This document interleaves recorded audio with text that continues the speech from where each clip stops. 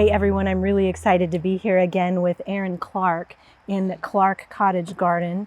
And we were here a few years ago when the garden was only, what, 18 months old maybe? Yes, it was very young. And so now you're about 5 years old, maybe, ish. Yes. And so a lot's happened since we were here the A last lot time. has happened, that's true. And we're here at a different time of year. Yep. So I was hoping maybe we could just take a little tour and look at your summer garden and see all of your new projects. All right, sounds good. All right, great.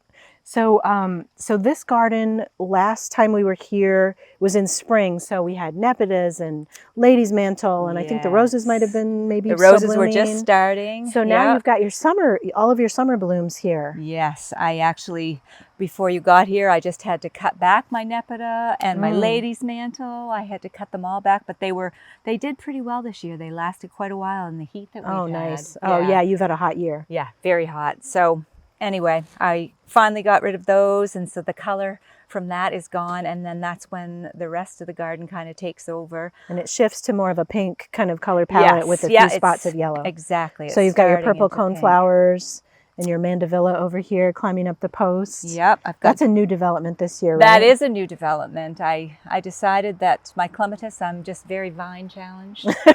And I said, well, it wasn't doing what you wanted it to do. For 2 years I've had clematis on either post, and it just would go halfway up and it wouldn't bloom. So I gave up on that. Yep. So what are you climbing? What are you have a string? I just have a string going up there, yeah. And they just wind right around the spring? I think they're going to wind around. I hope so. By the time they wind around and get up to the lamppost, it'll be time for them to die in the fall.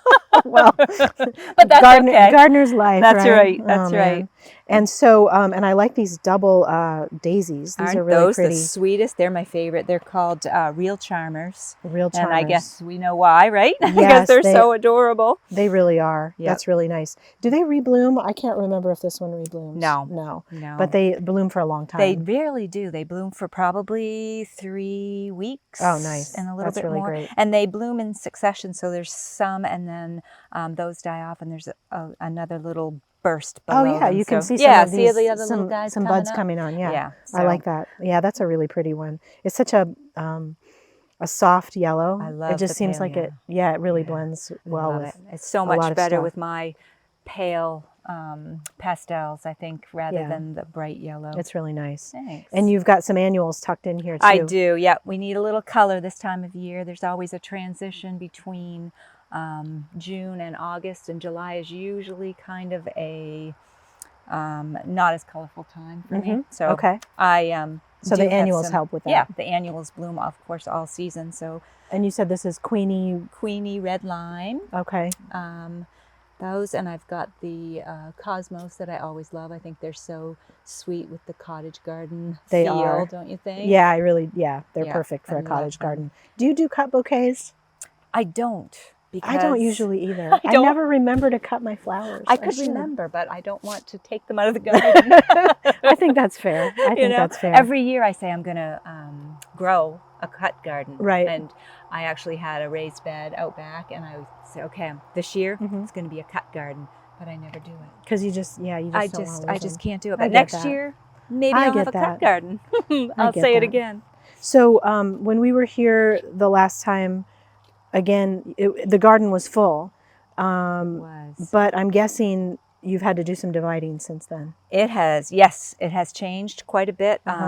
The lady's mantle, the nepida, the hardy geranium, those all got very large. So I was able to divide them and actually put them out back in sweet pea garden. Oh, nice. Yeah. So. I like how when you do that, I think that just adds such a sense of unity to your garden, and it really having all that repetition. Yes, I agree. It makes such a difference, and I'm always tempted to try new things and stick in one of this and one of that. Right. Yeah, I try not to do that, but yeah, I do. Every once in a while I say, oh, that's a gorgeous plant. I'm just going to give it a try and see if I like it. But usually I buy 10 of something, and just so that I have that repeating pattern, which of course is my signature. Right, exactly. And well, and you're being an artist, I want to look at some of your artwork. Oh, good. But I mean, obviously you just are creative in everything from gardening and garden design and Yes, I just decor. it's You really it's like in to. my blood. Yeah, for sure. very creative. Thank you. So, so again, I keep saying last time we were here, Yeah, but you know, a few years ago, this sweet pea cottage out here was just, the exterior was just being finished up. it was When we were here. So Yes. none of this garden was here yet. No. So this is really, This was really amazing. Yeah, this was a whole lot of fun to do. And like we said earlier, I did use a lot of plants that were from the courtyard garden and brought them over here, which of course is very good for the pocketbook. Yes, exactly. So you've Free again, I see plants is that. always good, right? So you've got more lady's mantle I and sure the do. nepeta, the catmint, and Yes. there's your perennial geraniums and then a lot of your annuals. You're using the same annuals. I am in both yes. places. And I always love the cleome for the Oh, back of the garden. I just think it looks so sweet. And it does. It's such an old-fashioned, sweet colors. And does that reseed for you, or do It you does. It does reseed Yes. for you. See, here's a little volunteer right there. Oh, right, there it Oh, is. even one in my path. Oh no, that's a bad sign. That's a good sign. That means they're happy. So you can do a little bit of editing. So things reseed where they are. Yes, and if I You don't can like where just- they come up, I just can pull just it. pull it and, Yeah. and replant, or I can just pull it. get rid of it. Yeah, either way. Exactly. Yeah, that's good. Do the cosmos ever reseed for you? Yes, they do. Do they? actually. Oh, Yeah, nice. They sure do. That's really I good. know. So, so you have some reseeding annuals. I do. You have some things that you start from seed.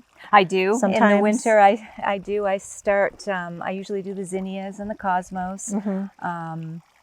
And I'm planning to do more next year too. I probably will do some perennials just so that I can expand the garden and it will not cost me an arm and a leg. Exactly. Well, that's a great way to So save. that's the plan right now. And then sometimes you buy some and tuck them in as well. I do. Yeah. Yes. And you grow your foxgloves as annuals, is that right? I do. Yeah. Yeah. Last year I grew those from seed. Oh, wow. And I had so many gorgeous ones, the apricot. But they did not come back, unfortunately. So I did get these new ones this year. Nice. I love the color. I think it goes so sweet with Sweet Pea Cottage. It really does. You have so many beautiful shades of pink together in your hydrangeas. It's nice to see it with the those hydrangeas blooming. Hydrangeas, aren't they sweet? They really are. Oh, and your Incredible clematis is still blush. blooming. I hadn't noticed that. Yes, That's this nice. clematis, I don't know why that I'm blessed, but this clematis has done amazing. The color is gorgeous. I think it looks so sweet up against the pink. Agreed. It's Yeah. really pretty. Yeah. It's real sweet. Just And- a few left up there. Yeah, it's really nice. Thanks. And I like the sound of the water over here too. That is very relaxing, isn't it? You must really like that when you're spending time When in I'm the, painting, in the I open up cottage. the doors and you can hear that out here. It's like heaven. I bet. Yeah. So we need to take a look inside the cottage because Okay. it's quite a transformation Love it. from the yeah. last time I saw it. You definitely can go in there.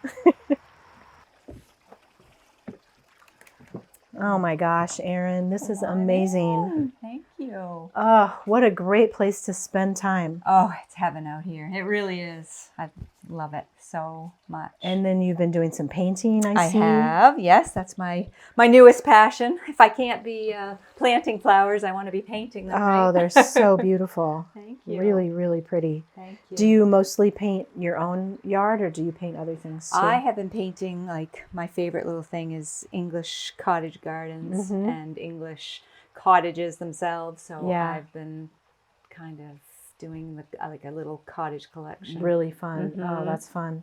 And then it's just furnished so comfortably in here. Oh, thank you. You come out here year round, you said, right? I do, yeah. In the winter, we come out and Dan sets up a little gas stove, and it's actually hot out here. It's not insulated, but it actually is. It just keeps up. Almost too hot. I have to open up the doors and the windows and everything. It's really warm. But So you can come out here and paint. You can read. Yep. Decorate That's- for Christmas. Right. It's Oh, fun. super fun. Yeah. It's Well, really speaking of Dan, so Dan built all this, your Dan, husband. Yes, he did. He builds And- all the things. And so all the fence and the Yes. arbors and the... Well, listen, I have to take a little credit for the fence. Remember, you helped him with designed... that. That's right. I That's right. built it with him. That's right. Other than that's that, right. I've done nothing. So with the building. you design... You sort of show him what I you want. draw a picture, And he's like, okay, dear. Nice. Yes. Very nice. Yeah, he's very good to me. It's really beautiful in here. And then you decorate. And I decorate. And yeah, this is, I could spend a lot of time out here all It's year. very cozy to come out and read and have a cup of coffee. I bet. Oh, so nice. Heaven. And then we talked about how the water, you can hear the water. Yes. And then the view out the windows is of, so many different parts of the garden. Very inspirational to be sitting here looking out at the flowers. And yeah, I love it. It's really nice. I love it. I like it. Yeah, I could be here all day. And sometimes I am. So Erin, you always have so many cool vintage elements in your garden. I love this door right here. Oh, thank you. Yes, this was a birthday, Christmas, and anniversary gift. All in one. All wrapped in one. I kept saying, oh, I sure would love that door. And then one day it showed up, and then he was able to incorporate it into the cottage. Yes. Yep. It's really pretty. I love it. Thank you. And it came from England. Oh, it did? The people at the antique store said it came from England. Oh, wow. I was kind of impressed with that. European architectural salvage. Right. Nice. I love these dahlias. They are so pretty. Oh, thank you very much. I love them. I figured I'd better get some dahlias since I now have a doggie named Dahlia. And I didn't have any dahlias last year. So I said, well, I guess it's time. It's time to grow dahlias. Yes, and I love them. Yeah. She may not know that. She's being honored in that way. Very nice. I've told her. She may not understand. Sometimes it's difficult to know how to design a completely blank canvas. And the obvious choice when going from that garden, the original garden, to the cottage would be to put in a path and line both sides of the path with borders. And that's the design of the space. But that's not what happened here. No. And I'm sort of curious about your design process and how you came to the bed shape and the plantings that you have right now. Yeah, well, I had the fountain waiting in the wings probably for a couple of years. I got it at an antique store. So I knew I wanted that to be kind of the focal point of the garden bed in front of Sweet Pea. We kind of placed that in, and then I knew we needed a path to get from the courtyard garden to Sweet Pea. So in order to get a nice rounded, perfect S-curve sort of path, we took the drone up, and I took a picture up there and then actually drew on the picture that I took and figured out a real nice curve to it. And then we took the drone up again and used great big long garden hoses from above and kept moving them until we got like the perfect curve. Just what you like. Yes. Yeah. Oh, and perfect. then we started digging from there. And then Dan brought these boulders that he had at his office, and he brought them in and placed them in there with a great big tractor. And I wanted it to look like this was a lot higher up, and there was sort of a flat area in front of it that kind of dipped down so that it didn't look all flat. The changes in topography really add a lot of interest to this space. Yeah, thank you. It adds depth to the look of it. I like it. And actually, if you go up and look down with the drone, and this wasn't really planned, but it's kind of sweet, it actually looks like a heart. Aww. From Sweet Pea all the way back down to the courtyard. It wasn't intended. No, but it really wasn't intended. Aww. But it does look very sweet. And then the plantings here, you mentioned that it's been a little bit more of a challenge. Yes, around the fountain I've had a lot of trouble because there's a lot of splashing.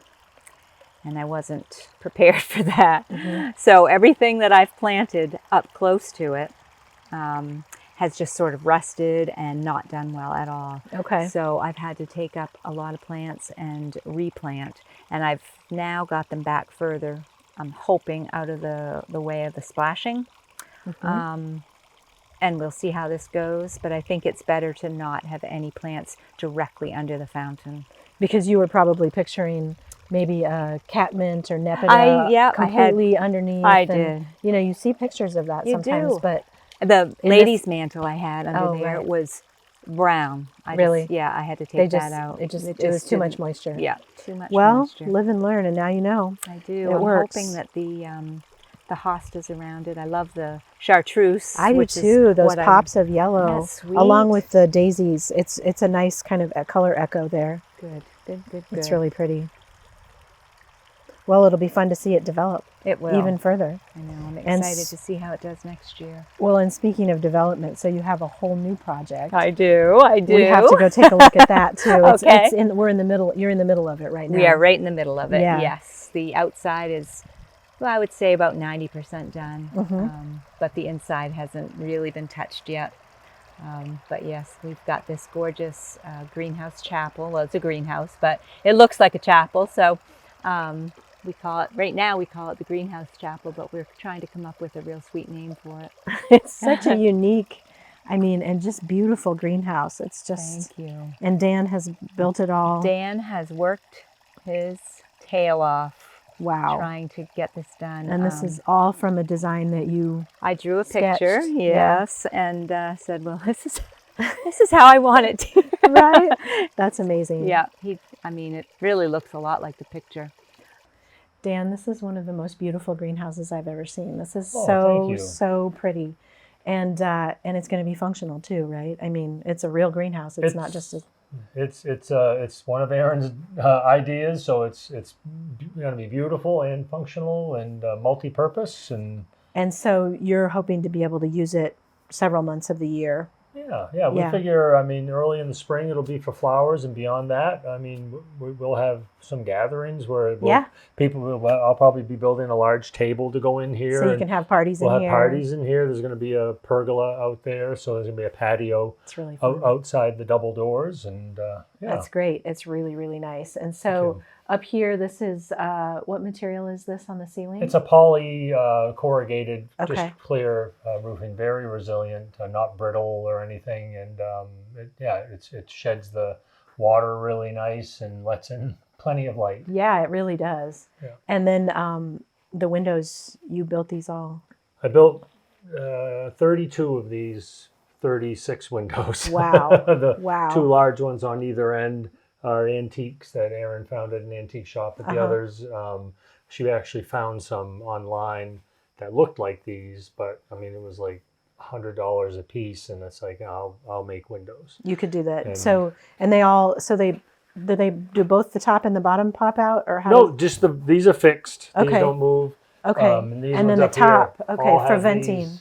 All have these on them so that they can tip out at For venting. for ventilation, and then they close up when you want to keep the It's really keep nice. the cool air out. Plus, everything vents pretty well at the top, at the ridge. I left a gap up there at the Okay. ridge, so the heat as it goes up will vent. The steeple doesn't really vent, but yeah.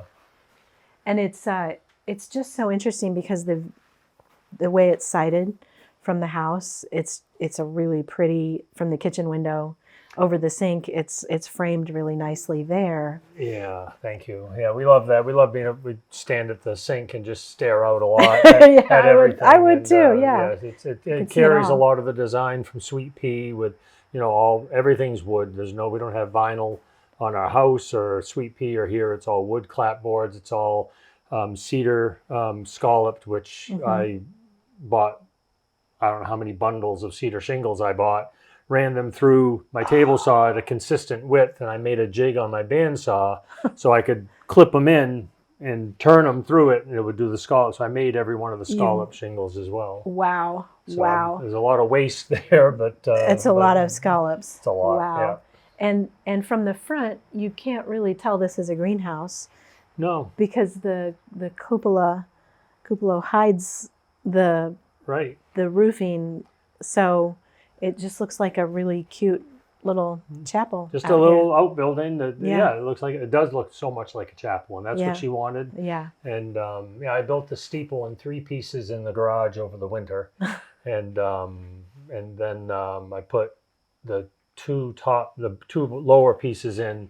My son came over and helped me get those in place and everything, but the steeple weighed about 450 pounds. So last week, actually, I rented a lift to do a lot of the siding and all this framework had to be painted before I put the roof on because Wow. it's visible Yeah. from the outside. So so while I had the lift here, I rigged it up so that I could pick the steeple up and set it into place. So Erin actually was on the ground at the lift running the controls, and I was up on the roof with a safety harness on, guiding her and getting it snapped into place and then securing and bolting it into place. So you two are a really good team. We're a fantastic team. She works me to death and she loves it. But no, and people think that she just cracks the whip, but I'm my own worst enemy because I mean I'll be doing something the way that we decide we're going to do it, which is a nice, smooth, easy way, and then I'm thinking, oh man, it would really look nice, and it's usually more complicated. And she says, oh, I love that. It's like, and then I'm like, oh no, why did I say that? But anyway, it's just I'm my own worst enemy. Always editing and improving your ideas, and that's why we can't. That's why we could never like hire somebody to do anything for us, because we would drive them crazy, and then they would have change orders and upcharges for this, and we couldn't afford to have any of this stuff if I had to hire a contractor to do all this work. Change orders are free when you're doing it yourself. We have lots of changes that we make as we go along, for sure. That's right. That's how you get That's how you get to the really good stuff. I get it very personalized. Yeah, I can't wait to see what happens. Oh, I'm sure she'll keep you posted on it. Sounds good. All right, thanks. I'm excited to get going inside, of course. Yeah, I'm sure. I can't wait to see what you do with it. And the gardens around it I keep me up at night. What are you thinking about? I'm kind of thinking I might do a little more formal, maybe, with some boxwood hedges, maybe, and maybe some more box balls. And I mean, obviously, I'm just going to keep going with my pastels and have a sort of a continuous flow, but I really kind of want maybe something more formal out front. Sort of that has some of the same shapes that you have in your original garden in the fence, with the kind of more traditional geometric shapes, and go with some boxwood edging. Oh, that's my thought. That is my thought right now. Well, I cannot wait to see it develop. I can't either. There's going to be a pergola off to the right, and then there'll be another patio out there off to the side, where it's going to be another like a lounging sort of area on that side. We'll have plants growing up and over that. I'm hoping to have, again, I'm going to say it, hoping to have a cut garden and maybe maybe a little kitchen garden. Yeah. Dan's always wanting tomatoes and cucumbers and that sort of thing. So I think it would be fun to try vegetables. And you're surrounded by quite a few trees. I mean, you have pretty much a tree-lined property here. Yes. But this back area, the further away from the house you get, the more sun you get, right? Well, I mean, you have plenty of sun. The sun comes up over here. Okay. And so this is all full sun here. So it's a little bit shadier in front of Sweet Pea these days because of the tree, I think. And, but yeah, it's pretty much full sun all the way across, which is nice. You haven't traditionally had deer problems. No, we haven't. Every once in a while. Every once in a while. Last year, we had, they came and ate 5 tulips, and I thought that I might die. But then it's hard to share. It is. But they didn't come back, so I was like all excited, and they left me alone all summer. And then this year, they came and ate every last tulip bulb that was out here in Sweet Pea. Oh, that is the worst. It was the worst. That's really disheartening. It was not a pretty scene for me. So do tulips, are they annual here, or do they overwinter pretty well? They overwinter. So they should. So next year you're hoping I'm going to try to be a little more on guard, I think, and keep an eye out for them. But I don't think I'm going to plant any more tulips. I think I'm going to do daffodils. Yeah. They've got the pretty pink varieties, and I think in the pale yellow. Alliums, daffodils. Yep. They don't seem to like my they don't allium. like I do have quite a few allium. Do you? Yeah. Yeah. Nice. Yep. Erin, your containers are just amazing here. I just can't get over it. Thank you. And all your vintage sort of... All my little pots that I find. Yes. It's really fun. You have a lot of fun with vintage finds. I love all my little antiques, my watering cans I love.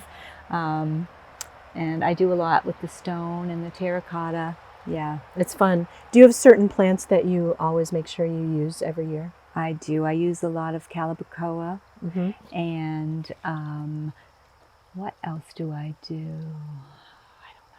I do use petunias. I usually use a lot of geranium, and I didn't do it this year. No, not this No, year. last year it rained so much that they did not like anything. They did not last. So this year, this is the first year that I really haven't had. So you tried it a without whole the lot of geraniums this Yep. year. And it was kind of fun. Everything looks a little bit different. Every year I do kind of mix it up a little bit. I do Nemesia and Lantana, Verbena, Lobelia.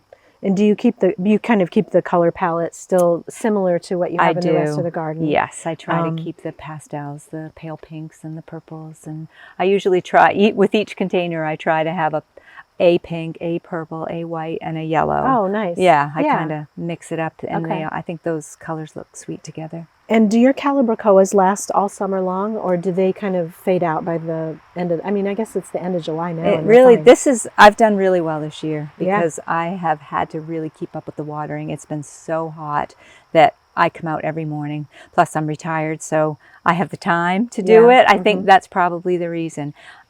Because usually they're pretty brown by August, but I've done a really good job.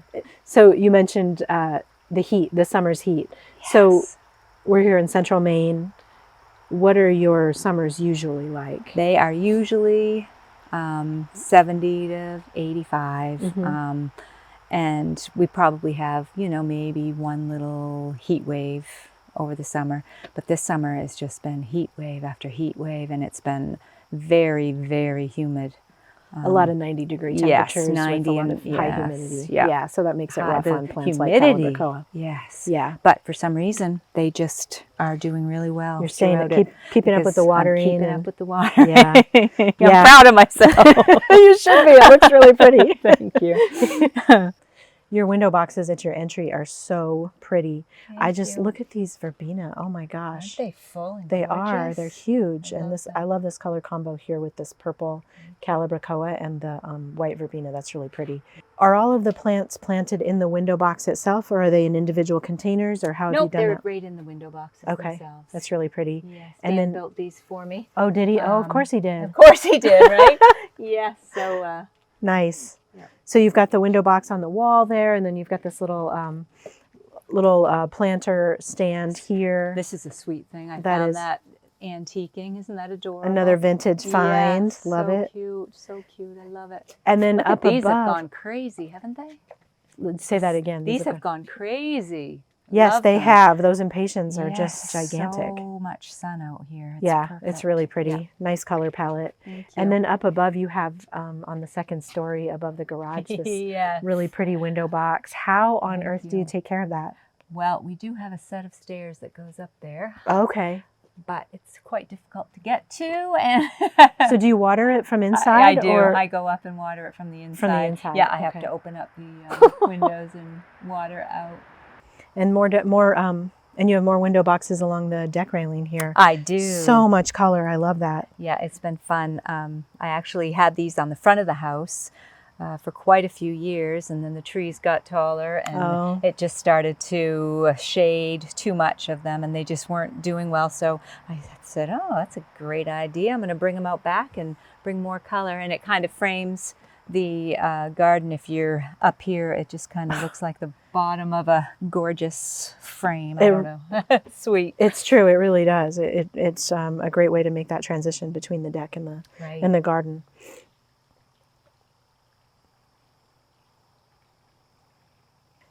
And this used to be the hot tub over here. This used to be the hot tub, and we decided that we really weren't using it as much as we should. So I thought, oh, this will be the sweetest little sort of a bistro area with the pergola and the crazy wisteria that's climbing over it.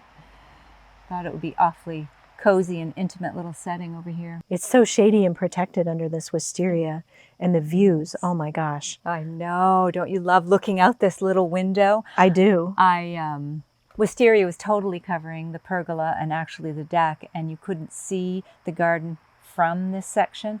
So I pruned the wisteria back like crazy, and I used cable ties and kind of made a little frame so that it would look like a little window to a secret garden. That's so smart. I love that. Thank so you. You've got those little cable ties holding I the do. vines up to the Up higher. Yes. So yes. so they're not covering creating a wall. Exactly. And I so smart. Thank you. And it bloomed this year. And it actually bloomed this year, and Nice. I think it was because I pruned it so much. Oh, I bet you're right. That light right there Mm-hmm. used to be hanging from the end of the pergola, and the wisteria wrapped itself around and around and around that little The chandelier? chandelier, Yeah. Yes. And I had to dig it out. And then you moved it to and the I middle. moved it. That's perfect with this Yes. table. What a great spot to have dinner with friends. Yes, exactly. Erin, this has been so fun. It's just been great to see you again and see your garden again. I know. Thank I'm so you. happy that you came. I am too. Thank you. So last time I was here in June, this time I was here in July. Next Mhm. time I'll have to come in August. Okay, that sounds like a plan.